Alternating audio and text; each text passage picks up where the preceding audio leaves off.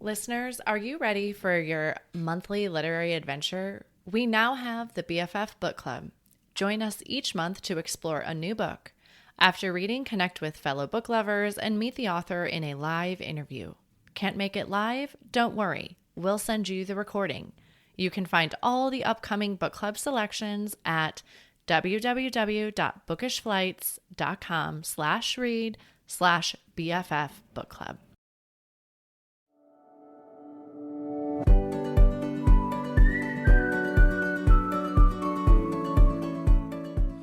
Hi, I'm Kara Infante, and this is Bookish Flights. In each episode, I chat with one bookish guest as we take some time to sample and savor the pairing recommendations from their bookish flight. We hope to give you suggestions to cultivate your TBR list and nurture your leisure time through books. In today's episode, I am chatting with James Arnett.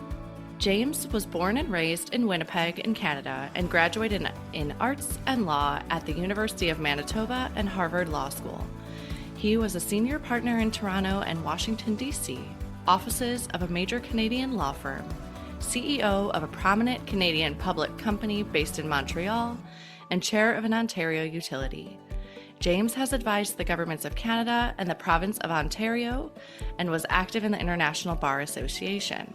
Along the way, he wrote articles for law review journals, newspapers, and a magazine of popular Canadian history, but recently turned to writing historical fiction. He enjoys trekking, kayaking, cross-country skiing, and snowshoeing. He lives with his wife, Alix, in Toronto, and has 4 adult children and 5 grandsons. His latest novel, The Monmouth Manifesto, was published in September of last year. Welcome to the show, James. Thank you for having me. Yes, I am so glad to have you here today. Well, I feel like you are so much more than this bio. Can you tell us a little bit about who you are? Well, I've had from my bio, you can tell I've had a long career at this point. I grew up in Winnipeg, which is a city in central Canada, and went to law school there and so on. And then I took a postgraduate course in law at Harvard Law School. And I had a career basically practicing law in the Department of Justice in Ottawa, briefly in Winnipeg, and then I settled down I got serious about practicing law in Toronto. Late in my career, I was asked to become the chief executive officer of a company called Molson, which is in the brewing business, which is now merged with Coors. It's now called Molson Coors. And so that's how I sort of ended my career. And then I also had a stint after that as chair. And in Canada, we say chair. We don't say chairman. Because it's, in any event, as chair of Hydro One, which is a big utility here in Ontario. So that's my basic background. And along the way, I got married, and we had 4 children, and as you said, and we now have 5 grandsons. Congratulations. Yeah, it's nice. It's very nice. Yeah, James, I can't tell you the amount of authors that I have had on the show that have also been lawyers before they started writing. I would say I've had at least 8 to 10 out of 120 episodes. So I think that's a pretty high percentage. It is a high percentage. I'm surprised. Yeah, there must be something, I'm not being a lawyer, but to your training and that you do, or maybe it's the amount of research. A lot of them are historical fiction authors, and I don't know if it's just you guys are used to researching very well, and then you can produce it into something we can read. I don't know. Being able to write well is an asset for a lawyer, certainly for a commercial lawyer. I was a corporate lawyer. Sure. If you're writing agreements or that sort of thing, or if you're doing a brief, expressing yourself with clarity is an asset. And I remember one case, we in our firm, we had a young partner who was a very smart guy, and you could tell he was going to do well, but he didn't write well. And our senior partner called him in one day, and you could do this in those days, probably more than you could today, Yeah. and said, you know, so-and-so, you don't write very well. What you should do is spend some time reading some good literature. Well, lo and behold, I started to notice about a year later that this guy's writing of agreements and letters and so on was improving significantly. And I think he must, I never asked him, but he must have started reading some good literature. Yeah. Yeah. Absolutely. And I think there's something to be said about that in the vocabulary, even alone that you pick up from reading and reading denser, maybe classical books, right? I think we learn a lot. And of course, to the extent that lawyers don't write well, it creates a lot of problems. Yeah. You know, if you have an agreement that doesn't express a key thought clearly, that could lead to disputes and litigation and all kinds of problems. Yeah, that makes sense. Anyway, is that something they teach in law school? They didn't when I went to law school. Okay. Yeah. I don't know if they do today. There's sometimes my husband is a physical therapist too. I know I mentioned that to you. And there's sometimes we talk about like what we didn't have in our education, the business side of things and just some of that we're like, but I guess you spend, you have to really learn the body and all. I mean, you have 3 years of stuff that you're really learning, but I'm like, there's other things that I'm like, wow, that was really lacking. So. Well, I look back on it and I don't remember thinking particularly about writing well when I was an undergraduate, although I studied literature and so on. And I certainly didn't think about it when I was at the Manitoba Law School.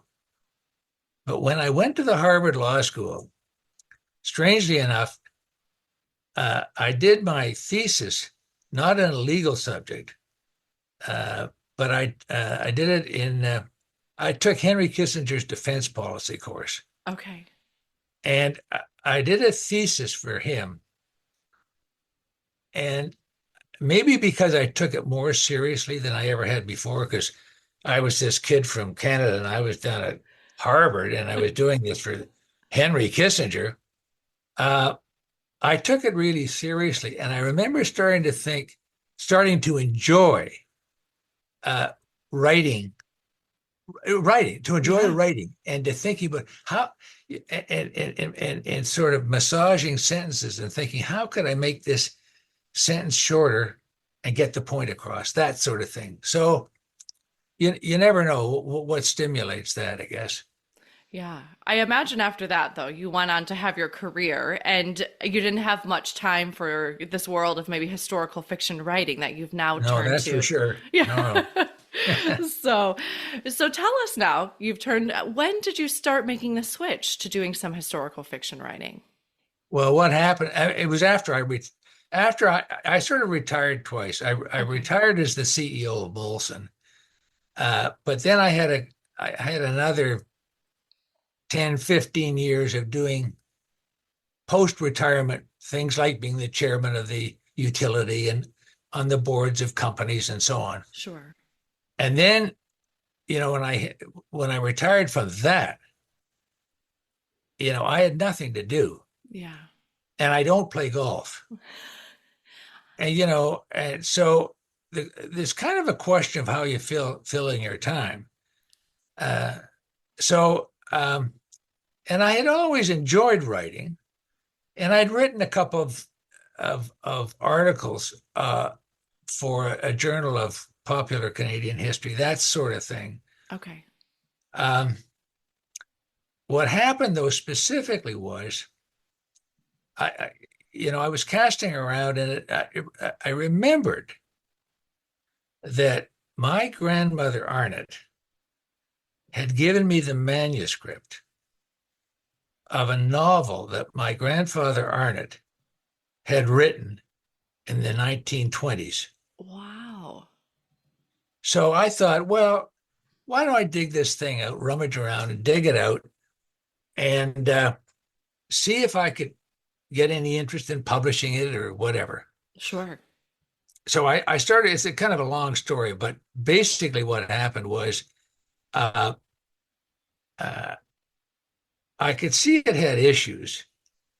But then I thought, well, maybe what I'll do is I'll use it as the basis for a treatment and see if I can hustle that around to the people that make movies. Okay. And part of my idea there was I can take the basic ideas of his novel. Writing a treatment's a lot easier than writing a novel. I mean, it's kind of like doing a précis kind of. Yeah. That was my idea in any event. So I went through this whole process, and I ended up showing I had an entree. There's a thing called the Canadian Film Center here in Toronto, and which was started by, I forget it. It doesn't matter. In any event, I showed it to a screenwriter there, and he came back and he said, basically, this is just not a very interesting story. Oh, no. Right. And he said, by the way, and the story was written in the 1920s when my grandfather lived in Regina, Saskatchewan. And at that time, that was the Prohibition in Canada and the US. Okay. And this story was about Prohibition in Saskatchewan and bootlegging and all that kind of stuff. Interesting.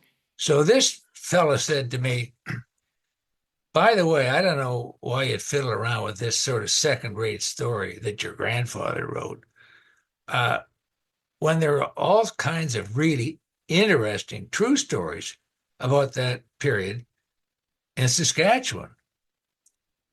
So I did a little research, and I found out, oh my gosh, there sure are.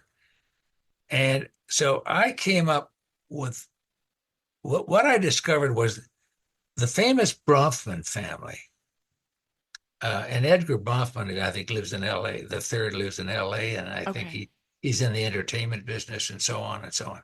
In any event, the famous Bronfman family of Canada kind of started off in Saskatchewan, and they were dealing with rum runners that came up from Chicago. Okay. And a member of their family was murdered in South Saskatchewan in 1922. And the murder was never solved. Okay. So I thought, well, I'll do a treatment for a movie based around this, and I'll solve the murder. Be like the true crime, right? Yeah. So this is they're a long-winded story, but in any event, what happened was I went back to the screenwriter fellow, and he started to help me writing this treatment, and it was quite an interesting story. Yeah.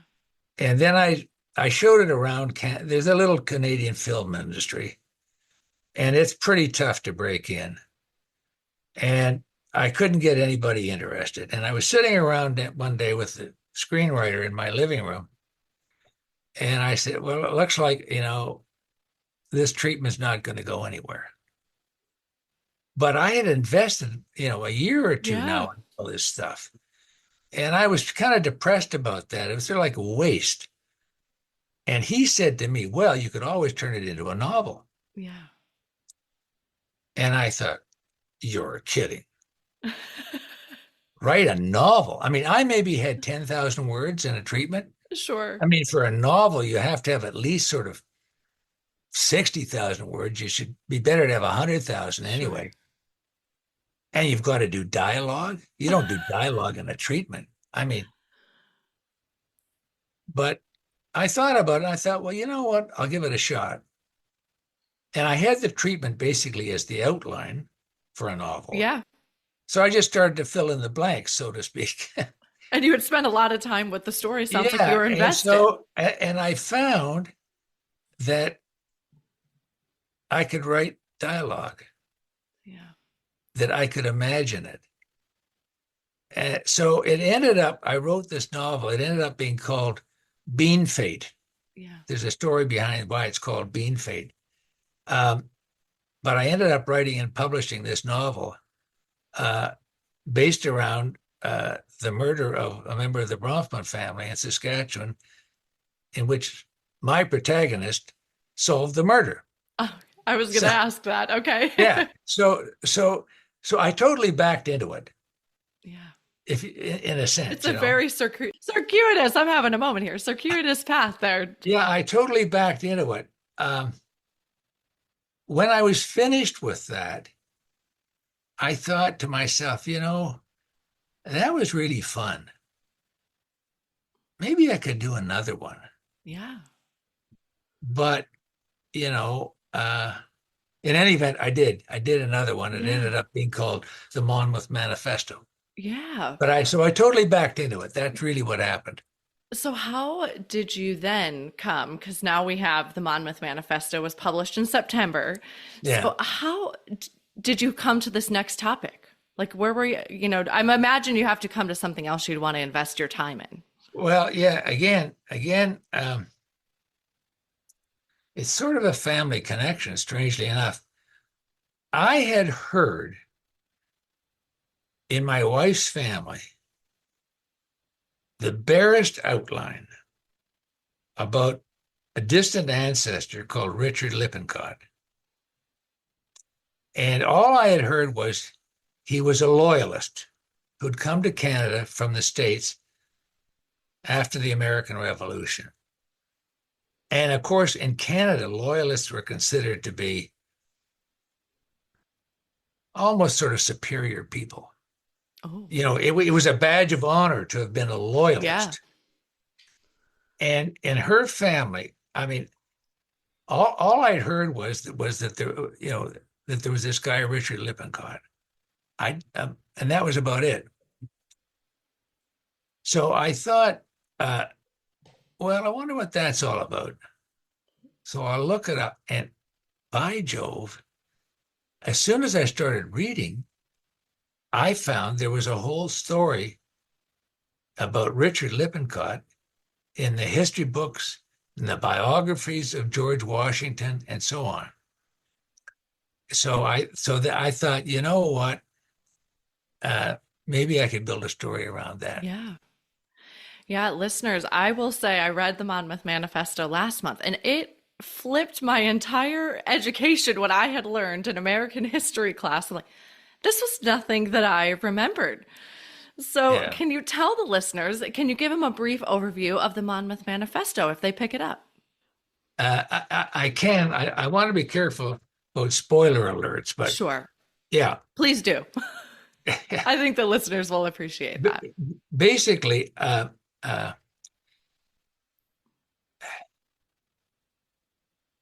Richard Lippincott, as I mentioned, was a farmer in New Jersey, in the province of New Jersey, as it was called,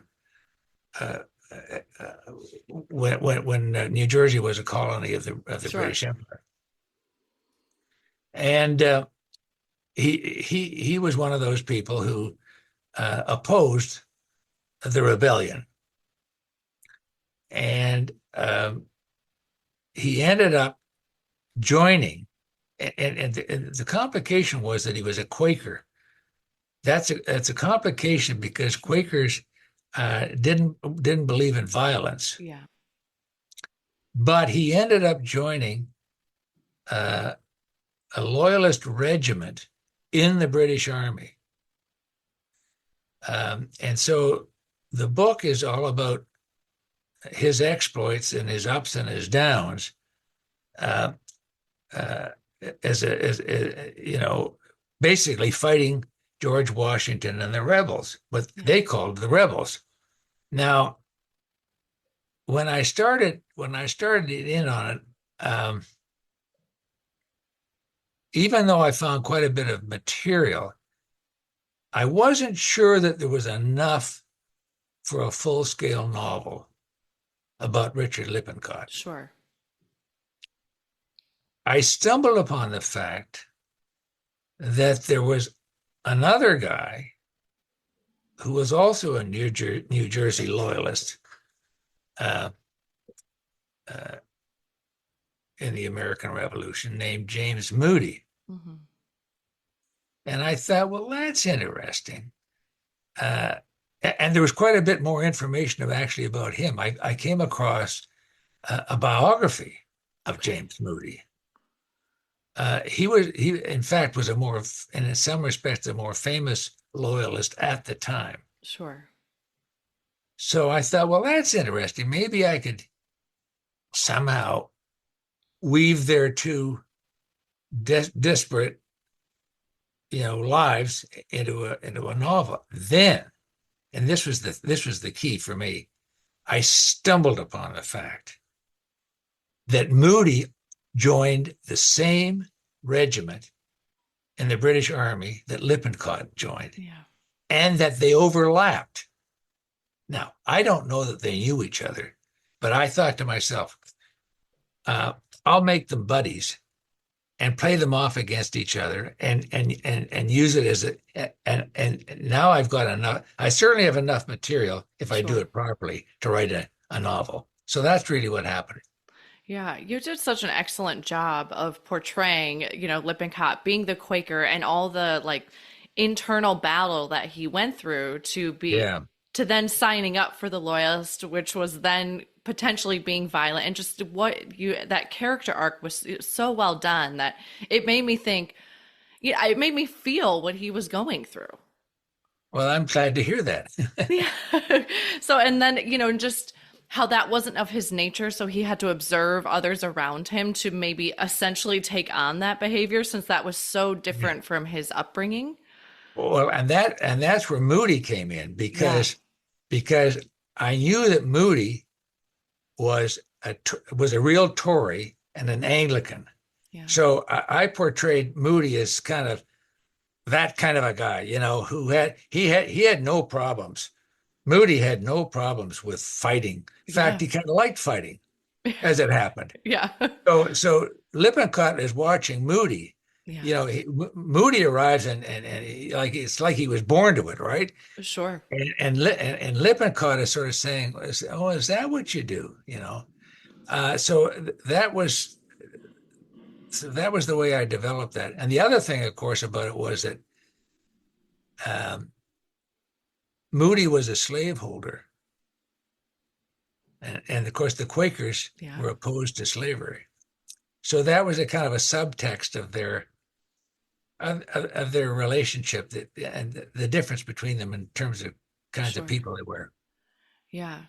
The other thing that I took away is, again, we hear from what I learned in American history class, and it was all just that America wanted to break away from the English, right? And I just assumed everybody in America, well, it wasn't America at the time, but everybody was on board with that. And this really showed this discrepancy of, no, your neighbor could have thought completely different than you, and they wanted to stay loyal to the British government. I mean, that was something that really threw me off, because I'm like, well, this seems like nothing I learned back in school. The fact of the matter is, it was the first Civil War. Yeah. It was a civil war. And, it's portrayed, of course, it was a war between the colonists, the rebels, and the British motherland, so to speak. Sure. But it was also a civil war within the United States, which was then, of course, not the United States. And, from all the reading I've done, ballpark, I would say a third of the people were for the rebellion. A third of the people were opposed to it. And a third of the people were the people in the middle who just wanted to get on with their lives and didn't really have a point of view. Yeah. So they want to be left alone. So it ended up being a civil war. And of course, that's, in many ways, that's the aspect of the American Rebellion that gets featured in the Monmouth Manifesto. Yeah. The Civil War aspect of it. Yeah. And you did such a great job. And I'm like, wow, this makes me really rethink of what I learned in history class. Yeah. So, because I'm like, this is not, it's not what it's the old story. It's the old story that history is written by the winners. Yeah. True. So the rebels won. Yeah. George Washington and the rebels won. So they and their descendants wrote the history. Yeah. And that's the victory that goes forward. Yeah. So, yeah. And then it made me think about, and this is why I love reading, is I try to put myself in the shoes of the characters. So I can kind of think, would I act the same? But it really made me go down this road of, what if I couldn't trust my neighbor? What if they were on the opposite side? Yeah, exactly. That's the ugly part about civil wars. Yeah. Can you trust your neighbor? Can you trust your brother or your sister? Yeah, true. It divided families. Yeah. You know? Yeah, That's why civil wars are so ugly. Yeah. There was that bit in there about Benjamin Franklin and his son that I didn't know either. And speaking of families being divided. Yeah, it's interesting that's so not well known, because if you actually read the histories of the period, it does come out. So Benjamin Franklin is one of the best known people in American history. Yeah. And of course, he's well known as a signer of the Declaration of Independence and all that stuff. He had a son, as it turned out, an illegitimate son, which was a big deal in those days, although it's not today. You wouldn't even say that today, but he had this son, William, and William was the governor of the province of New Jersey. Now, William had probably got that job because of his old man, because his old man originally, Benjamin, spent a lot of time in London and in Europe generally, and he was a famous person in Europe. He was the most famous American in Europe at the time, and Benjamin was over in London as the agent for the colony of Massachusetts and so on, and knew people in high places, and being the governor of New Jersey was a crown appointment. So William was the governor of New Jersey. Now, I think he was an intelligent man. I've read a biography of him, and he obviously handled the job fine. But when the rebellion started, Benjamin switched and joined the rebels. Yeah. The son, William, didn't. He was the governor of the province of New Jersey, and he was loyal to the crown. Yeah. And the result was a split between the father and son that was profound. And in the end, Benjamin Franklin, who was quite wealthy, disinherited William. Wow. Yeah. Yeah, that's a whole thread, another thread of history that I'm like, I had no idea about that. Yeah. So it just shows you, how deep those fissures ran, Yeah, absolutely. Yeah. Well, say one of the listeners picks up the Monmouth Manifesto. What is your wish for them? What do you hope they take away from it?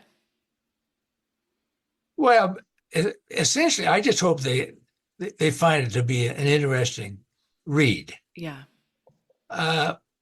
But I hope they might also take away the general proposition that there's two sides to every story. And of course, as a lawyer, you're taught to believe that. Yeah. And, having gone through a long life at this point, I believe that's one of the basic lessons you learn in life. There aren't many stories in which there aren't two sides, put it that way. Yeah. It definitely made me interested to think, well, what else about history do I not know, right? What's the story that was brought forward versus what was the other side of it? Yeah. So I think that's why I love historical fiction, because I do think it opens your eyes, or it allows you to put into context a time period that I wasn't around in or seems so far away. But when it's in this fictional story, it seems like you can get into it and you can feel with the characters and you can understand what they went through. And it just gives you a whole different perspective, I think.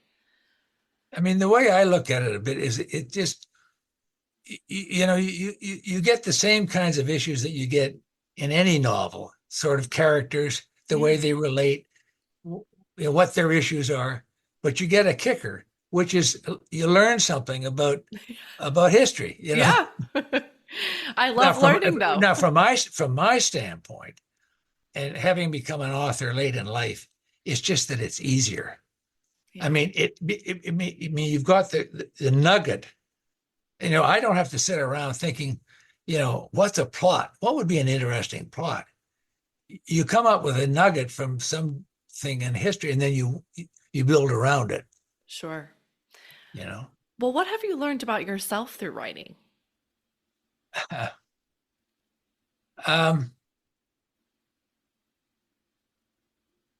Well, I guess one thing I learned is that I have an interior life that I hadn't maybe quite realized, because as I said to you, the thought of doing dialogue, I thought, oh my gosh, how would I ever do that? And what I found was that I could start to imagine, I could almost hear, he would, if he said that, he might say that. If she said that, he might say that. And you start a dialogue and you don't know exactly where it's going to end. I used to hear about, or read about, authors would say, well, I started and I just didn't know where it was going to end. And I thought, well, that's kind of ridiculous. Yeah. But on a minor level, like on the dialogue level, I would find that. Yeah. I think so that's one thing. I mean, I've never tried to write a novel, but I think that's sometimes why, the book to film adaptations, I think we create somewhat of a movie in our heads as we're reading. And I imagine that as an author, you're kind of doing that to get it out onto the page. But I think that's then we go to watch the film and we're like, wait, this isn't what we created in our head while we were reading. And then we are disappointed with the adaptation. Yeah. Yeah, that's right. I can't speak to the writing piece of that, but I was like, well, maybe that happens in your mind as well as you're writing. Yeah. So, well, now that the Monmouth Manifesto is out, are you working on any other upcoming projects? No, I don't have another project. What in the back of my mind, a project I want to develop is Bean Fate would make a perfect movie, the way it's constructed. Okay.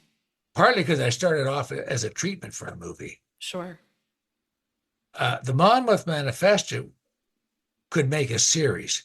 So what I might do is try to figure out how to hustle them to the next level. Yes. Well, rather than I don't have any plans for another novel at this point. Okay. I'll be interested to see what happens with that for you. Yeah. Well, let's switch gears a little bit and let's talk about who you are as a reader. What type of novels do you enjoy reading? I mean, I've always read novels, but when I was younger, I didn't read a lot of novels. Okay. Partly because I didn't have a lot of time to read novels. I read more novels now because I'm just interested in what other people do. But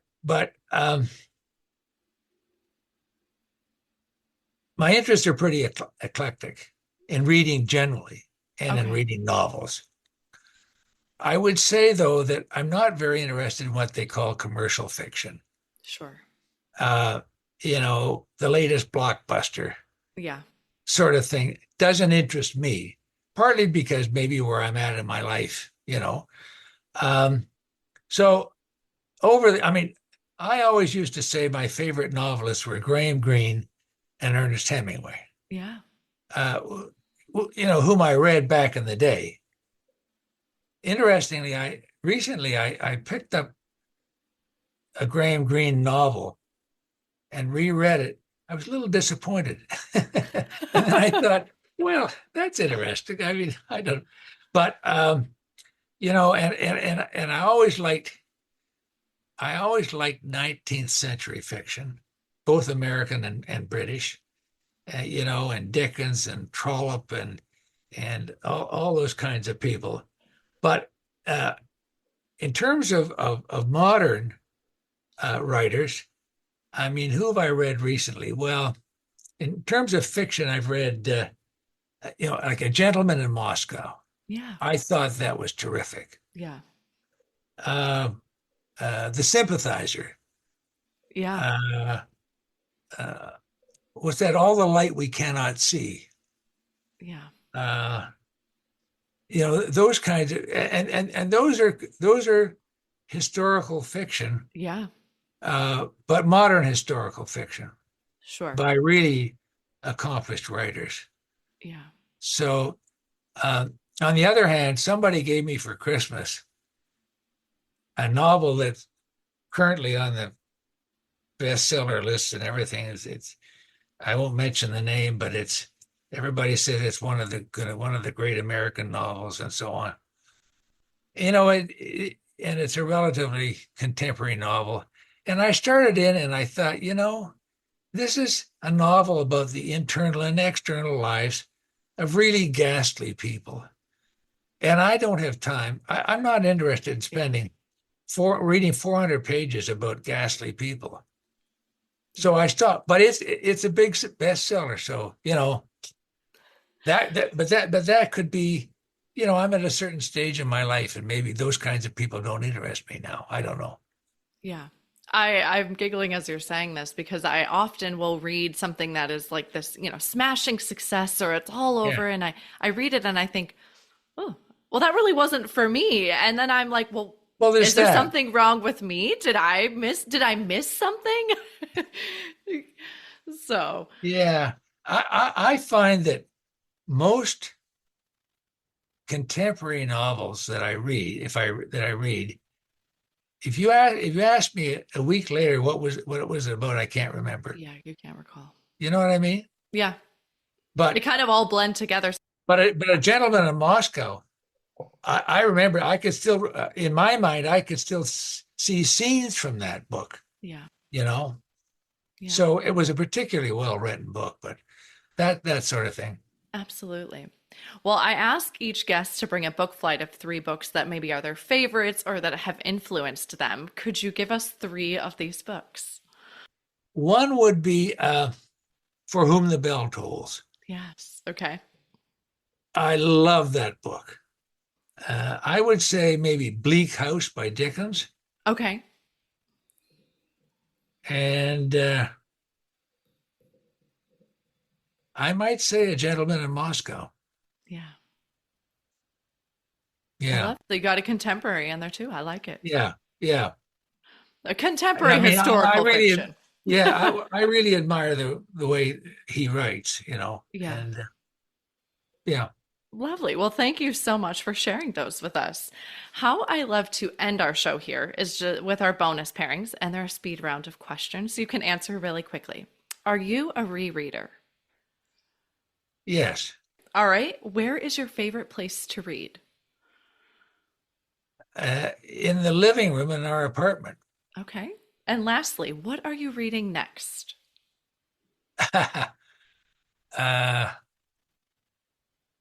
I tell you what I'm reading right now. Okay, perfect. It's a book called The Howe Dynasty. Okay. Which is a book that's been written, just come up very recently, and it's about this is nonfiction. It's history, and it's about the Howe family, Sir William Howe, in the American Revolution, and his brothers and his sisters. This is a very interesting book. Wow. This woman has written this book called The Howe Dynasty, and it's really, so Sir Richard Howe and Sir William Howe and Sir George Howe were all major figures on the British side in the American Revolution. But this book is about them, but it's focused more on the women in the Howe family, their sister, their mother, their aunt, and the way these strong women in 18th century England fostered the careers of the men in the family, because only the men could have the big careers. Yeah. So these women were at least as smart as the men and at least as ambitious as the men, but they had to work behind the scenes with the king, et cetera, pushing their sons and brothers forward. It's fascinating. Yeah. Wow. What a different take on, I mean, again, we know this is happening, but it's not usually seen in the novel. Yeah. It's nonfiction, so not a novel, but it's a very interesting take on the situation. Yeah. Yeah. Well, thank you so much for coming on the show with me today. I know your time is precious and I appreciate all you've given me. Thanks for having me again. Bye-bye. You're very welcome.